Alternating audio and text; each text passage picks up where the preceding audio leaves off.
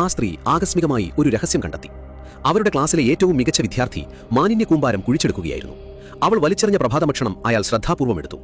അവളെ കൂടുതൽ ഞെട്ടിച്ചത് തെരുവിന് എതിർവശത്തുള്ള തുരുമ്പിച്ചതും ഉപേക്ഷിക്കപ്പെട്ടതുമായ ഫാക്ടറിയിലായിരുന്നു അവൻ എല്ലാ രാത്രിയും ഉറങ്ങുന്നത് എന്നതാണ്. സ്കൂൾ ബസ്സിൽ അവൾ രഹസ്യമായി അവനെ നിരീക്ഷിച്ചു. പെട്ടെന്ന് അവരുടെ കണ്ണുകൾ കൂട്ടിമുട്ടിയപ്പോൾ അവരുടെ ഹൃദയം വല്ലാതെ വേദനിച്ചു. ആ കണ്ണുകൾ വളരെ ശൂന്യമായിരുന്നു. അത് അവരുടെ ഹൃദയത്തെ തകർത്തു. ജീവിതം അവയിൽ നിന്നെല്ലാ വെളിച്ചവും ഊറ്റിയെടുത്തതുപോലെ. വീട്ടിലെത്തിയ നിമിഷം അവൾ ഒരുക്കങ്ങൾ ആരംഭിച്ചു. അവൾ കണ്ടെത്താവുന്ന ഭക്ഷണമെല്ലാം ബാഗുകളിലും ടൂത്ത്പേസ്റ്റിലും ടവലുകളിലും നിങ്ങൾക്ക് ആവശ്യമുള്ള എല്ലാത്തിലും പാക്ക് ചെയ്തു. അവൾ നിശബ്ദമായി എല്ലാം ഫാക്ടറി പ്രവേശന കവാടത്തിൽ വെച്ചു.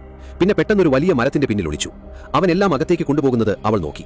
അപ്പോഴാണ് അവളുടെ മിടിക്കുന്ന ഹൃദയം ഒടുവിൽ ശാന്തമായത്. പിറ്റേന്ന് ബസ് സ്റ്റോപ്പിൽ വെച്ച് അവളെ അത്ഭുതപ്പെടുത്തി. അവൻ പെട്ടെന്ന് അവളോട് സംസാരിച്ചു. നന്ദി. നിങ്ങൾ എന്താണ് പറയുന്നതെന്ന് എനിക്കറിയില്ല. തലേന്ന് രാത്രി അവൾ ചെയ്തതെല്ലാം അയാൾ കണ്ടതായി മനസ്സിലായി. അവനെല്ലാം കണ്ടു. അവന്റെ അഭിമാനം ദുർബലമാണെന്ന് അവൾക്കറിയാമായിരുന്നു. അതിനാൽ അവൾ ഒന്നും സമ്മതിച്ചില്ല. പക്ഷേ മറ്റേയാൾ എന്താണ് ചിന്തിക്കുന്നതെന്ന് അവർ രണ്ടുപേർക്കും അറിയാമായിരുന്നു. അവന്റെ മെലിഞ്ഞ ശരീരത്തിലേക്ക് നോക്കുമ്പോൾ അവൾക്ക് സംസാരിക്കാതിരിക്കാൻ കഴിഞ്ഞില്ല.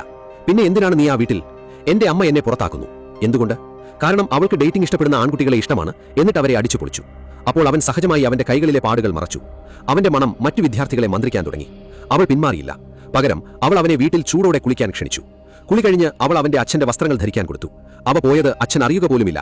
അവൻ സാധാരണയായി ജീൻസ് അധികം ധരിക്കാറില്ല. അതിനാൽ അങ്ങനെ അവൻ അവളോട് നന്ദി പറഞ്ഞു പോകാൻ തുടങ്ങിയപ്പോൾ അവൾ അവനെ വീണ്ടും തടഞ്ഞു. എന്റെ മാതാപിതാക്കൾ 1 മണിക്കൂറോളം വീട്ടിലുണ്ടാകില്ല. നിങ്ങൾക്ക് TV കാണണമെങ്കിൽ അല്ലെങ്കിൽ മറ്റെന്തെങ്കിലും. അവളെ നയിച്ചത് എന്താണെന്ന് അവൾക്കറിയില്ലായിരുന്നു. ഒരുപക്ഷേ ദയ, ഒരുപക്ഷേ സഹഭാവം.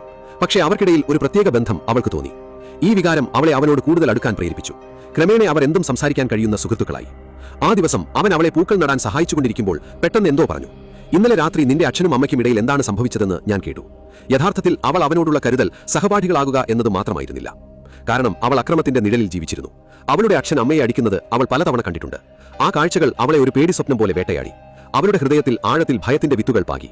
അത് പലപ്പോഴും സംഭവിക്കാറുണ്ടോ? അവൾ ഒന്നും പറഞ്ഞില്ല. പക്ഷേ അവളുടെ ഒഴിവാക്കുന്ന കണ്ണുകൾ ഇതിനകം തന്നെ അവളുടെ വേദന വെളിപ്പെടുത്തി. അവൻ അവളെ തന്റെ കൈകളിലേക്ക് വലിച്ചു. ആ ഹൃദയഭേദനമായ വേദന മറ്റാരെക്കാളും നന്നായി അയാൾക്ക് മനസ്സിലായി. ആ നിമിഷം അവരുടെ രണ്ടുപേരുടെയും ഹൃദയങ്ങളിൽ നിശബ്ദമായി എന്തോ ഒന്ന് മുളച്ചു.